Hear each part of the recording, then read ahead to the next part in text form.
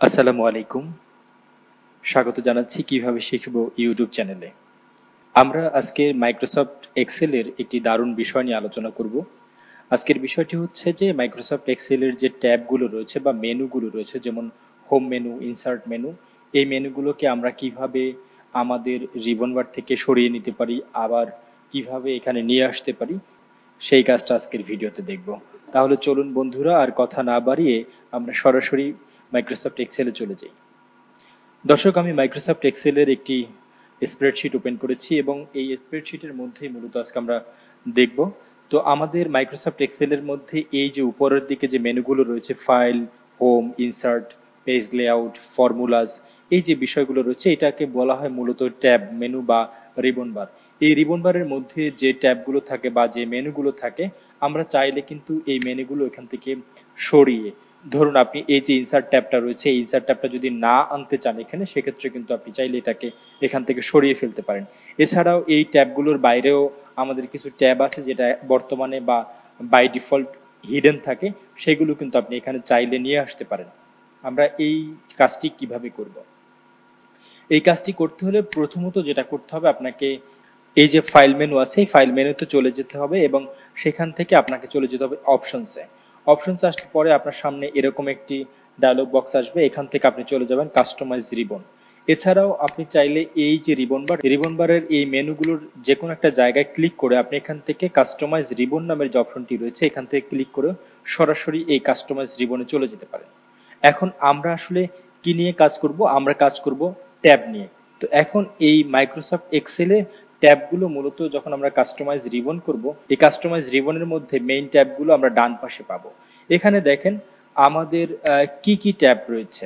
আমাদের সাধারণত by default ভাবে home tab, insert tab, page layout, formulas, data, review, view, add ins and background এগুলো থাকে।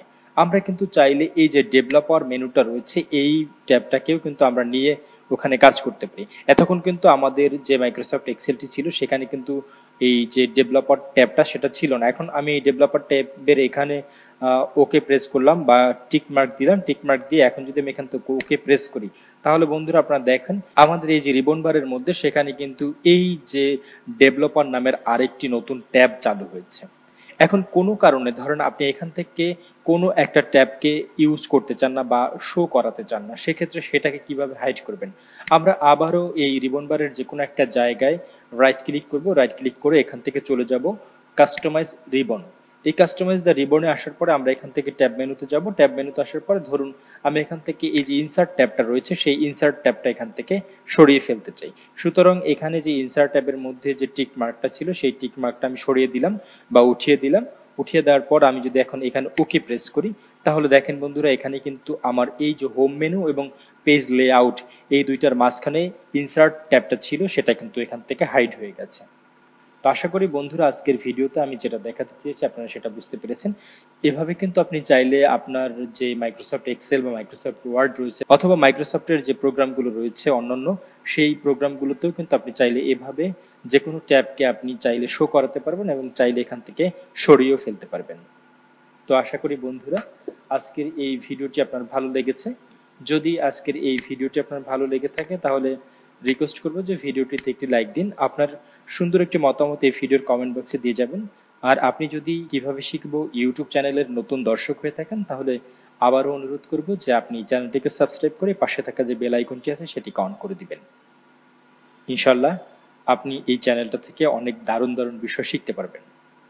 পরবর্তীতে কিভাবে শিখবো ইউটিউব চ্যানেলের আরও নতুন নতুন ভিডিও দেখার আশা রেখে এখানেই শেষ করছি। সে পর্যন্ত সবাই ভালো থাকুন, সুস্থ থাকুন। আল্লাহ হাফিজ।